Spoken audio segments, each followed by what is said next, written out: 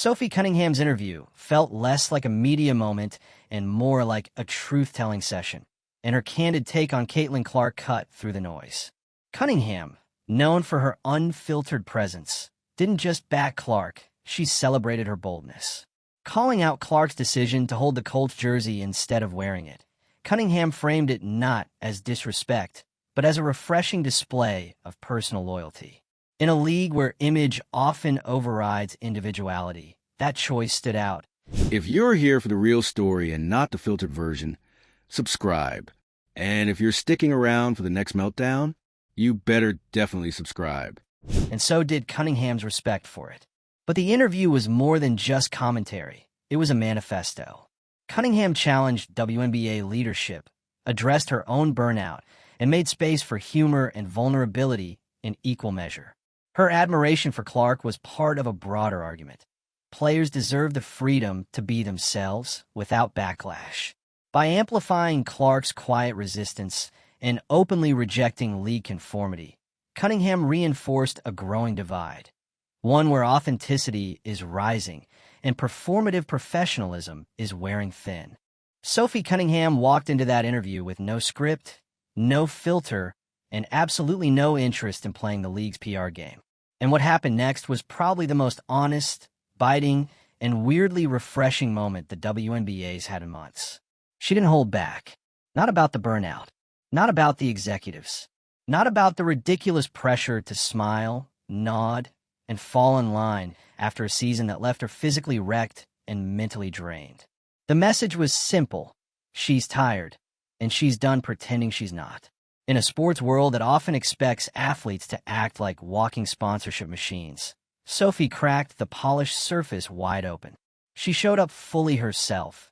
Sarcastic, unfiltered, a little chaotic, but also sharp, aware, and absolutely fed up with the league's habit of ignoring player needs while obsessing over its image. And that brings us to Caitlin Clark. You'd think this would be a sore spot. You'd think Cunningham, a veteran in a league suddenly flooded with headlines about a rookie, would feel threatened, annoyed, or defensive. Nope. Sophie had nothing but praise for Clark, and not for her stats or her stardom. She respected her attitude. She pointed to the Colts jersey moment as a perfect example. Clark was handed a jersey for a photo op.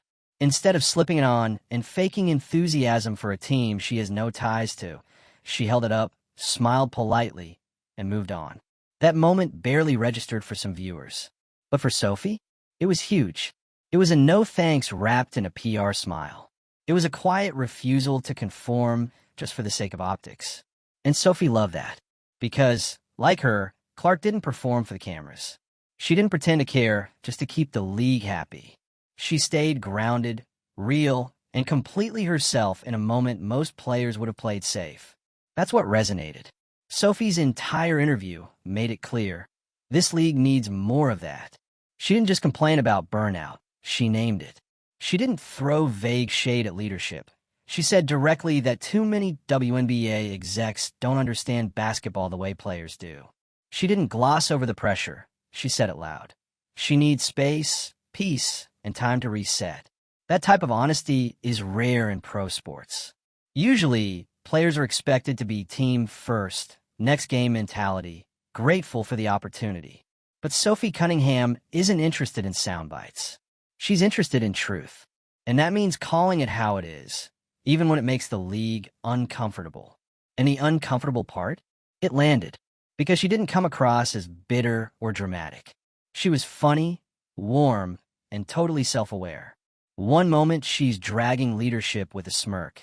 The next, she's cracking jokes about her fashion plans or her Christmas vacation. That balance, that ability to be both real and relaxed, is what makes her voice so powerful. She's not campaigning for attention. She's not trying to be a rebel. She's just not pretending anymore. And it's not just about her. She said it herself. There are players in this league who want to speak but can't. Players with thoughts, opinions, frustrations they've buried because they're scared of fines, backlash, or losing their spot. Sophie knows her platform, lets her take hits that others can't. So, she uses it, not to stir chaos, but to make room for honesty. That's what makes her praise for Clark even more meaningful. It wasn't performative. It wasn't forced. It was a veteran recognizing the value of someone new, refusing to play a fake game. It was about respect for authenticity, something both of them clearly value. Clark isn't loud or confrontational, but she doesn't bend to the league's expectations either. She shows up, does her job, and draws insane levels of attention, without losing her identity in the process. That's rare, and it's powerful. Sophie gets it, because she's done the opposite. She's been loud, direct, the one calling things out when no one else would. And while their approaches are different, their message is the same. You don't have to play nice to be valuable. You don't have to blend in to belong. And that message, it's needed in the WNBA right now. Because behind the glitzy social media campaigns and expansion buzz, there's a real issue. Players are overworked, underappreciated, and often treated like pawns in a marketing plan that doesn't serve them. The league wants stars, but only the kind it can control. Cunningham made it clear she's not that kind, and neither is Clark. And honestly, that might be the best thing that could happen to the league, because fans are paying attention. They're watching how players are treated, who's allowed to speak, who gets protected, and who gets silenced. Sophie's interview didn't just entertain, it peeled back the curtain. It showed us the human cost of a season full of pressure, injury, and politics. And it reminded everyone that these women aren't machines. They're people. Smart, flawed, tired, hilarious, passionate people. If the league's smart, they'll stop trying to control that and start embracing it. Cunningham isn't asking for applause. She's not interested in spin. She just wants a league that respects its players enough to hear them. Not just when it's convenient. Not just when it looks good. But when it's hard. When it's messy. When it means acknowledging that things need to change. And if that means taking a step back to protect her peace, she's doing that. No guilt. No PR-approved explanation. Just a boundary. That in itself is revolutionary. Because we rarely see women in sports allowed to say, "I need space," without being labeled difficult or ungrateful. Sophie said it without flinching. And in doing so, she gave permission for others to rest, to speak, to stop pretending. So what now? Does the league listen? Do executives take this seriously? Or does the machine just keep moving, waiting for the next headline to bury the truth? Cunningham doesn't care. She said what she needed to say. She made her exit plan, and she left a blueprint for what real leadership looks like. Not perfect, not polished, just honest. The fact that she ended the interview laughing, casually talking about holiday outfits and recovery plans, just made it all hit harder. She's not crumbling. She's just done pretending everything's fine when it's not. And that's strength. So what do you think? Was Sophie Cunningham's interview a wake-up call the league needed, or a one-off moment that'll be ignored like so many others? Did her respect for Caitlin Clark signal a shift in how the league values authenticity? Or is the pressure to conform still winning? Drop your thoughts in the comments, and hit subscribe if you're here for more raw, unfiltered takes from the wild world of sports drama. Because whether you love her, hate her, or can't stop watching her, one thing's for sure. Sophie Cunningham just changed the conversation. And this time, the league can't pretend it didn't hear her.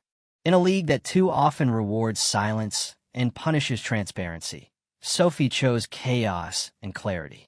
She aired out the exhaustion, the dysfunction, and the sheer absurdity of being an outspoken athlete in a space obsessed with public image. She didn't throw tantrums, didn't name names for shock value. She simply laid it all out. And that's exactly why it hit so hard. It wasn't some carefully curated PR moment. It was a player stripped down by months of stress, injury, and constant public pressure, saying, "This isn't working, and I'm not going to pretend it is." She didn't say it with bitterness. She said it with relief.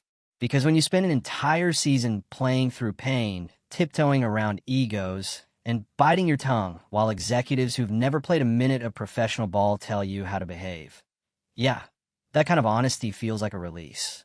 And Sophie released everything. She talked about burnout, like someone who's been spiraling for a while, but finally gave herself permission to stop spinning. She wasn't vague about it. She said straight up, she needs a break. Mentally, physically, emotionally. And she's not apologizing for it. That part? That's revolutionary in itself. Because let's not kid ourselves. Female athletes are rarely allowed to just step back. The second they do, the whispers start. Is she not committed? Is she being dramatic? Is she over it? Sophie didn't care. She shrugged it all off and said she's taking time to breathe. That's not quitting. That's surviving.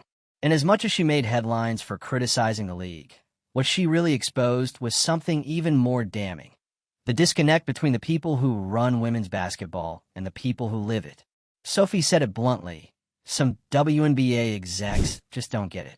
They're running a league without understanding the culture, the pressure, the grind. And when players speak out, they don't listen. They deflect. Or worse, they retaliate. But Sophie's done waiting for permission to speak. She said it herself. There are players who can't say the things she can. They're too early in their careers, too worried about contracts, too aware that one wrong word could get them benched or branded difficult. So Sophie took the hit. She put herself in a line of fire because somebody had to. And yet, the most striking part of the whole thing wasn't the criticism. It was the respect. The way she talked about Caitlin Clark, that wasn't fake flattery. That was admiration from one real one to another. Sophie didn't praise Clark for stats or headlines. She praised her for being unbothered, for not folding under pressure, for holding her ground when the league expected her to play the part. That Colts jersey moment, Sophie saw it as everything the league says it wants, but clearly isn't ready for. Clark didn't fake enthusiasm. She didn't slap on a jersey just to keep everyone happy. She held it up, smiled, and kept it moving.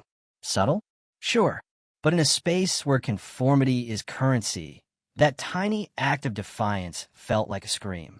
Sophie saw it, and she got it, because she knows what it's like to be told who to be, how to act, what to say. She knows the pressure to represent the league, even when the league doesn't return the favor. That's the root of it, really. This whole interview, everything she said was about reciprocity, the imbalance between what the league demands from its players and what it actually gives them in return. Respect? Only if you toe the line. Support? Only if you don't ruffle feathers. Authenticity? Only if it fits the brand. And when someone like Sophie Cunningham or Caitlin Clark refuses to perform that version of professionalism, the system treats it like a threat. But what they're actually doing is offering the league its clearest path forward: honesty. Because let's be clear, the fans want that. They want athletes who aren't scared to speak, who joke, stumble, recover, push back, and show up as people, not perfectly polished spokesmodels. That's why Sophie's interview resonated so much. She was raw. She was sarcastic. She was contradictory at times. But she was real, and real is rare. She talked about how exhausting it is to pretend everything's fine when you're playing hurt, answering the same media questions, getting blasted online, and dealing with a front office that doesn't even see you. She talked about how tiring it is to be strong every day, to be unshakable, to carry the weight of fan expectations, team expectations, and personal expectations, all while being told not to cause problems. So she caused one, on purpose, not by yelling, not by calling people out by name, but by sitting down and telling the truth about her pain, about her exhaustion, about the fact that she's walking away for a minute, not because she's giving up, but because she wants to come back as herself, not a shell of what the league expects her to be.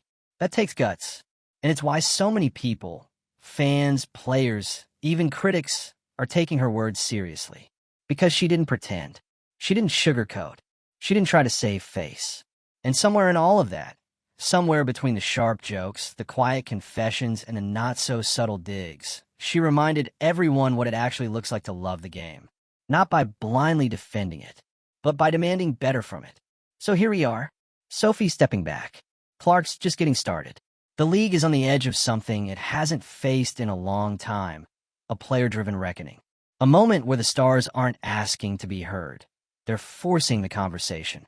The question is, who's listening? Because Cunningham said it loud. The league needs to evolve. Not just the rules. Not just the marketing. The culture. And if it doesn't, more players are going to burn out. More talent will go unappreciated. And more voices will go silent. Not because they have nothing to say, but because they're too exhausted to keep saying it. So here's your moment, WNBA. Listen up. Not to the sanitized feedback forms. Not to the boardroom brainstorms. But to the players.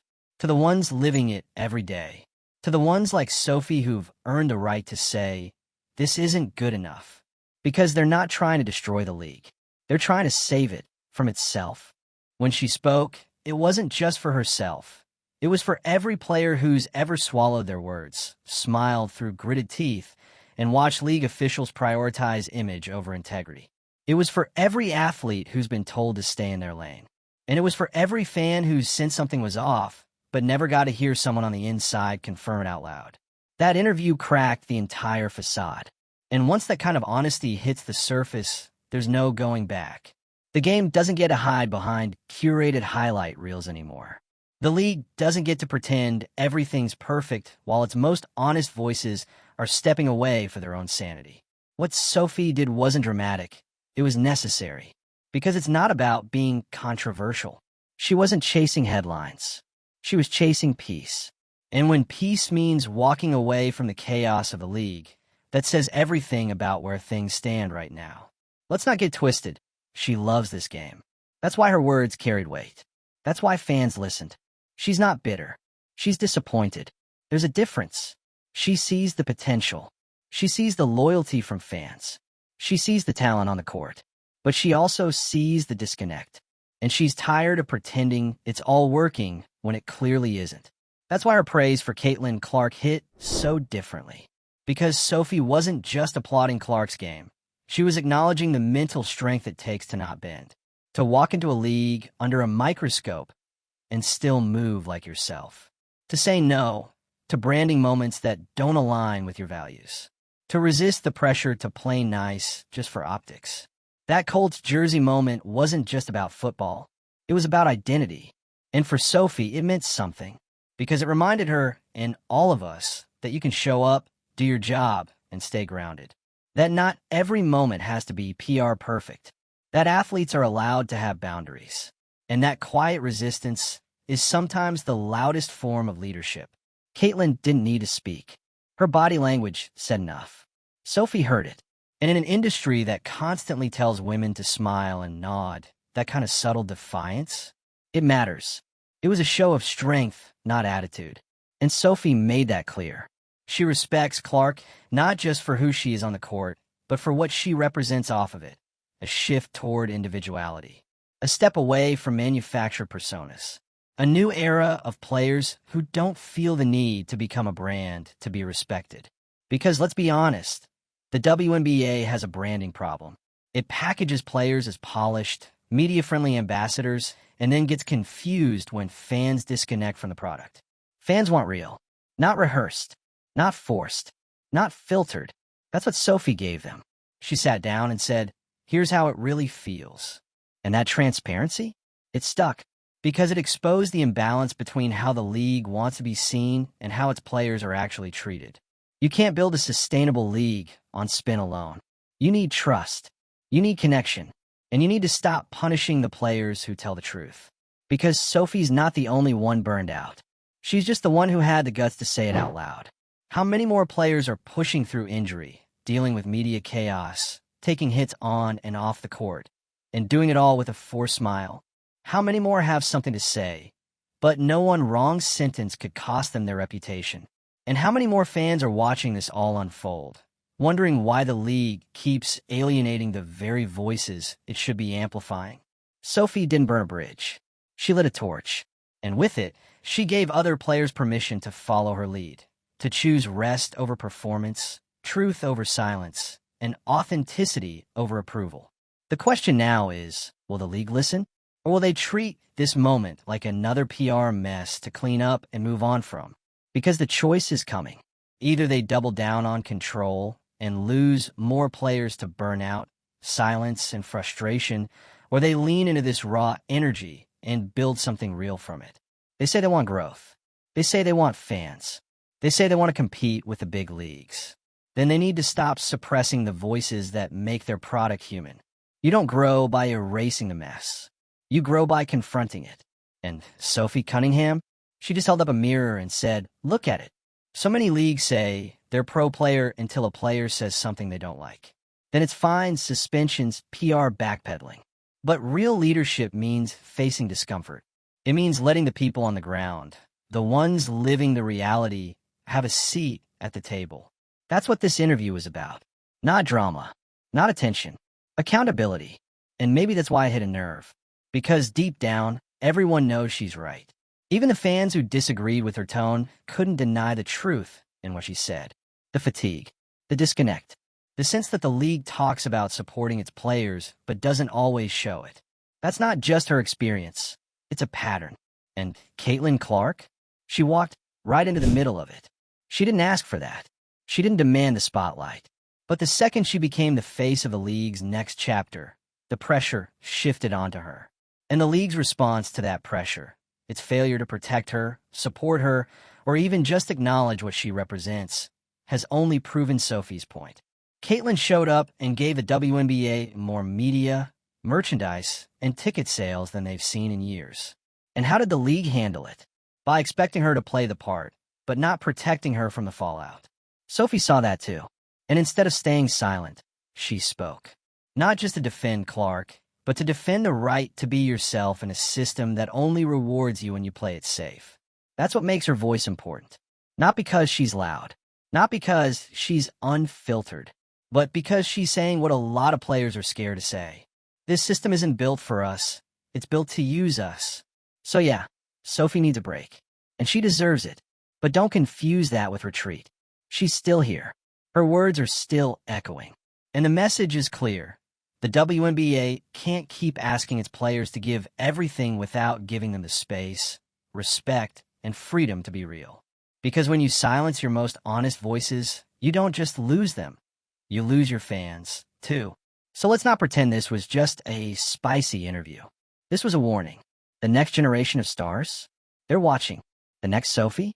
She's already out there, deciding whether it's worth speaking up. And if the league wants to keep her, if it wants to deserve her, it better start listening now. What did you think of Sophie's message? Was it a necessary wake-up call, or just more noise the league will ignore? And do you think Caitlin Clark's quiet defiance represents a new era of WNBA stars who refuse to play by outdated rules? Let's talk about it. Drop your thoughts in the comments. And if you're here for the real stories behind the headlines, the voices shaking up the league, and the moments that actually matter, hit that subscribe button. Because Sophie may have stepped back, but the conversation she started, it's just getting louder.